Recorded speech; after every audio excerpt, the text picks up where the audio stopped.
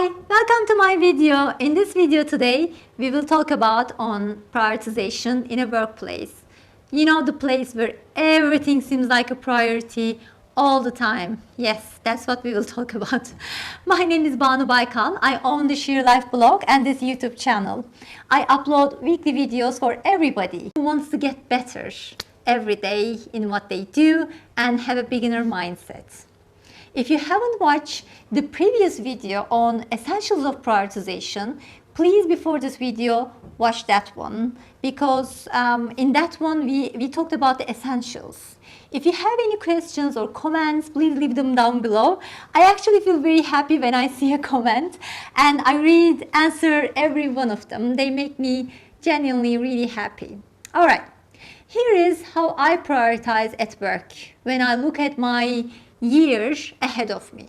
The first thing is I think of my performance review meeting before I start the year, and that's really important.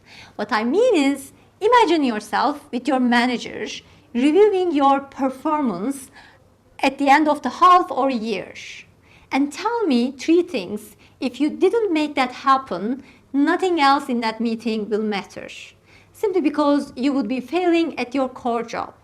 This is such a critical point. I hope I am really clear in what I'm trying to explain. But if you want to prioritize, you have to start from there.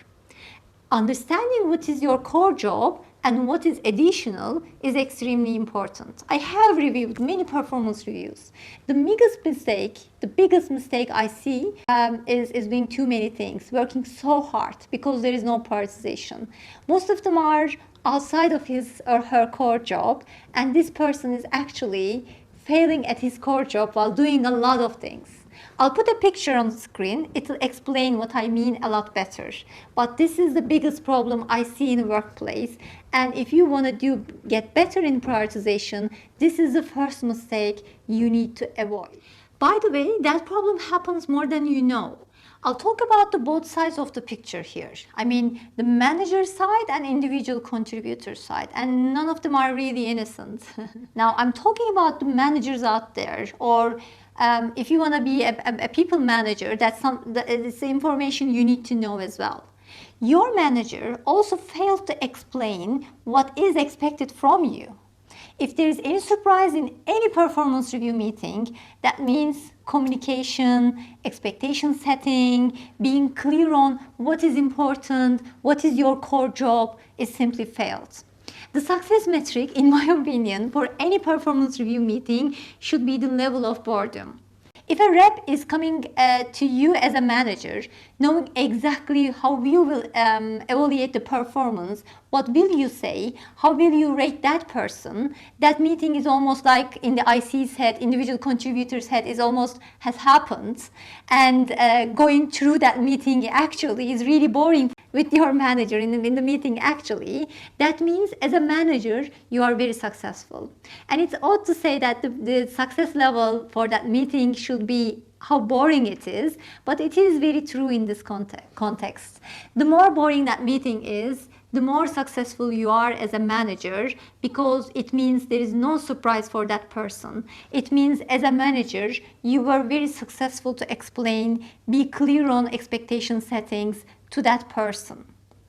And what happens generally on the individual contributor side of that picture is very unfortunate.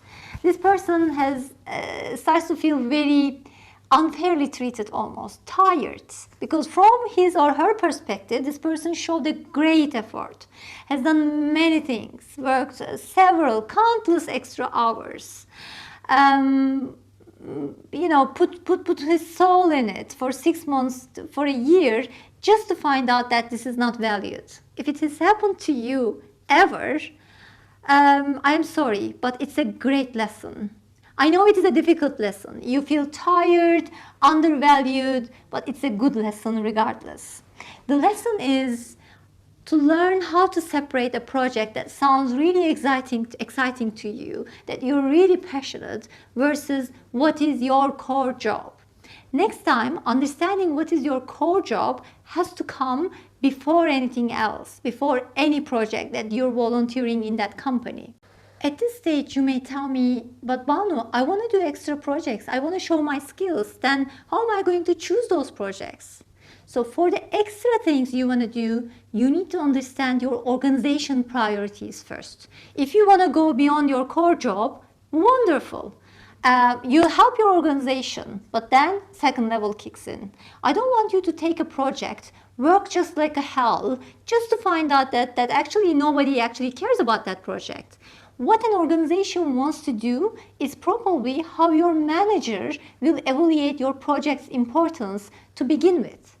So this is where people more willingly be helping you. This is where the value will be even seen even more than it is. So if you don't know where your organization priorities are, there is no way you can properly prioritize and do the right and useful projects. You need to learn them more.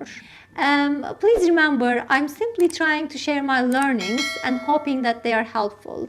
If this is helpful, please consider subscribing to my channel and commenting down below if you have any questions. Honestly, those comments are making me so happy. Every time I see them, I'm feeling super energized to do another video for you guys. Thank you so much for watching. Bye bye.